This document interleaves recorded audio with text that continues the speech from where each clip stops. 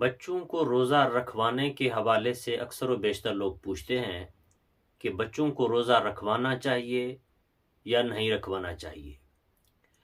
तो इस सिलसिले में ये बात याद रखें कि बच्चा जिसमें बलूगत के आसार ज़ाहिर हो गए, उस बच्चे के लिए रोज़ों का रखना ज़रूरी है। वो रमज़ान के रोज़े रखेगा और अगर नहीं रखेगा तो उसके ज़िम्मे क़ज़ा है और वो इंदल्लाह गुनहगार होगा। और जिस बच्चे में बलूगत के आसार कोई नहीं, नाबालिग है अभी और उसकी उम्र 15 साल से कम है, तो उस बच्चे पर रमज़ान के रोज़ों का रखना लाजिम नहीं है और ना वालिदैन पर लाजिम है कि उसको रोज़े रखवाएं। हाँ, एक बात ज़रूर है कि बच्चे को इब्तिदाई उम्र में इन इबादात की मश्क ज़रूर करवानी चाहिए। 7 साल की उम्र है, कुछ आइम्मा ने 10 साल की उम्र लिखा है, कुछ ने 12 साल की उम्र लिखा है। अगर इतनी उम्र का वो बच्चा है तो उसको तरगीब दिलाएं कि वो रोज़े रखे, और अगरचे वो तोड़ भी दे तो उस पर क़ज़ा और कफ़ारा कोई नहीं है।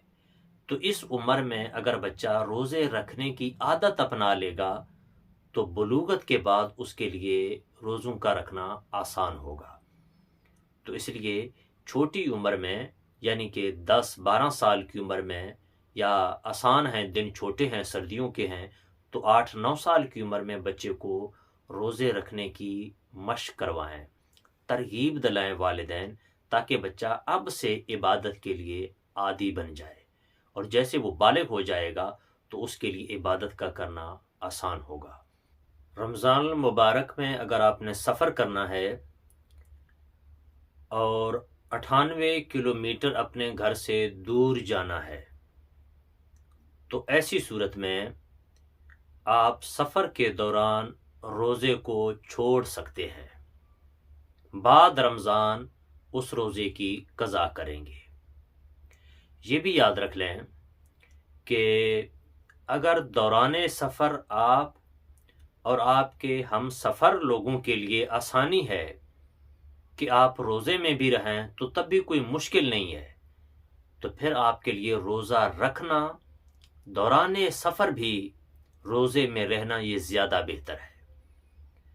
दौरान सफ़र आप रोज़ा रखेंगे और रोज़े में आपके लिए आसानी है, आपके हम सफ़र लोगों के लिए भी आसानी है, किसी को कोई दिक्कत नहीं है सफ़र में, तो ऐसी सूरत में रमज़ान मुबारक में सफ़र में भी रोज़ा रखना वो ज़्यादा बेहतर है बनिस्बत छोड़ने के।